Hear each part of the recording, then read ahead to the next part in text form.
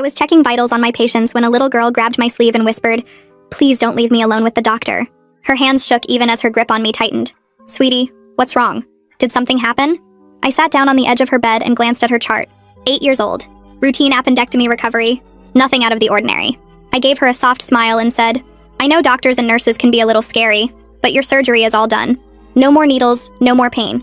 Dr. Keenan only wants you to get better." She shook her head furiously in disagreement. "He scares me," she finally said. "I don't want him to come in here. Please." Before I could ask what she meant, the door swung open and Dr. Keenan walked in with his tablet. He smiled at the girl who trembled and stared at me with pleading eyes. "Hello, I'll take it from here. You can go," he told me. I couldn't refuse, but the moment I stood up and saw the smile on his face, I knew something was wrong. And I needed to get to the bottom of things. I went straight to the nurse's station and pulled aside Carla, who'd been working this floor for 15 years. "Have you noticed anything weird about Dr. Keenan? Any complaints from patients?" She shrugged. "Keenan? No, he's one of the good ones. In fact, he was the only one who gave all the nurses gifts last Christmas." "Why?" I frowned, feeling even more lost. "Well, one of the little girls on this floor is completely terrified of him." Carla tilted her head in confusion. "That's strange. I've never heard anything like that about him. Maybe she's anxious? You know how kids can get when it comes to hospitals."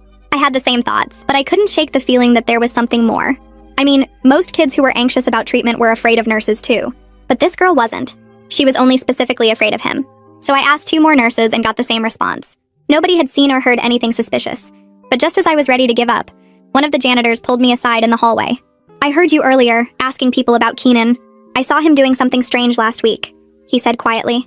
Then he paused, looking around to make sure nobody else was listening. He was in the medication stock room, taking things from the locked cabinet and hiding it in his coat. When he spotted me, he just said it was for a patient. But what's weird was when I told him he needed to log it. You know, protocol. He got angry. Told me to mind my own business and stay out of his way. He'd been watching me ever since. I watched the janitor shift around nervously. "Do you remember what he took?" He nodded slowly. "Red vial from the top right shelf. Blue and yellow bottles from the middle shelf in the back." I felt my entire tremble, realizing exactly what those were. Anesthetics, sedatives, medications that could knock someone out or worse if used wrong. "Why didn't you report this?" His face wrinkled up as he said exasperatingly, "I'm a janitor. He's a handsome doctor. Who are people gonna believe?" I patted his shoulder. "I believe you. Thank you." I turned around and ran back toward the kids' room, but when I entered, the entire room was empty. The bed was made, the monitors were off, and there was no sign of the little girl anywhere. My mind started racing in a panic. I ran to the front desk on the floor. "The girl in that room. Where is she?" The receptionist checked her computer and blinked back at me. "She should be in her room. Nobody's checked her out." I slammed my hand on the counter. "She's not there.